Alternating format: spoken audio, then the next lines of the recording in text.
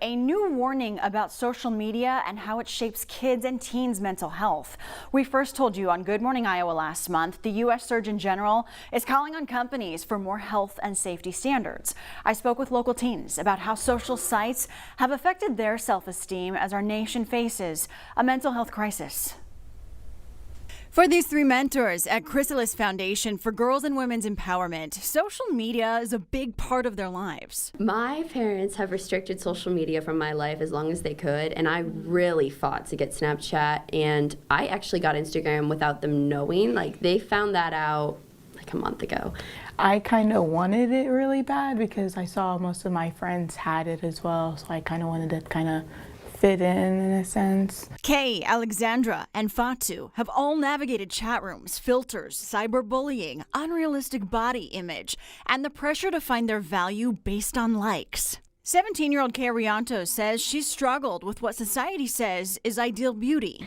I'll see someone, like maybe someone that I look up to, and like everyone looking through the comments, and everyone's like, oh, she's so pretty, like her skin is so fair, she's so skinny. Comments that have had Kay asking herself, why does this hurt me so much? Fatu has also felt the same. I sometimes catch myself comparing, and sometimes I kind of wait and take a moment. It's just the media. These teens are part of a generation growing up with phones and endless social media in their hands. According to the U.S. Surgeon General, 95% of teens 13 to 17 years old use social media. A third use it almost consistently.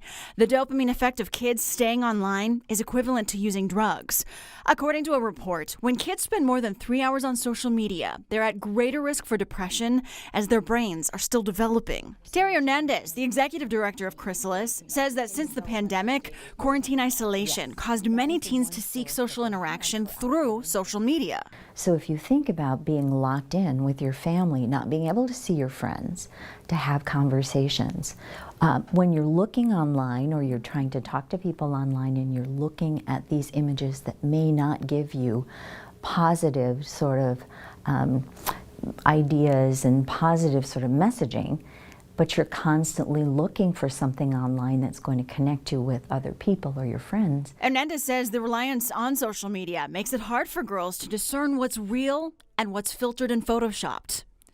Kay knows how hard it can be to pick herself up mentally after feeling inadequate. Sometimes when you consume so much negative media that it can just have a toll on you. Like, I'll just have days where I just feel bad about myself. I just want to go home and I just want to sleep. Brooke Finley, Senior Director of Strategy and Impact, says girls are also especially vulnerable to the dark side of apps. Simply being a girl is a huge risk factor for so many of those social problems and things like sex trafficking, abuse, unhealthy relationships later in life, poverty.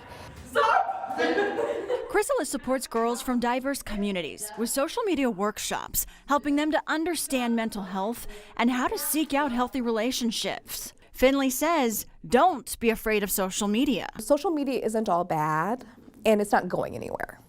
So we really have taken the tack to say, let's look at how you can have a healthy relationship with social media. And encourages girls to focus on managing emotions. So am I aware and do I care about who I am? And am I in charge of my feelings, my body, my communication? And by having that solid foundation in knowing who you are and liking who you are, that will go so far when it comes to whatever life is going to throw at you.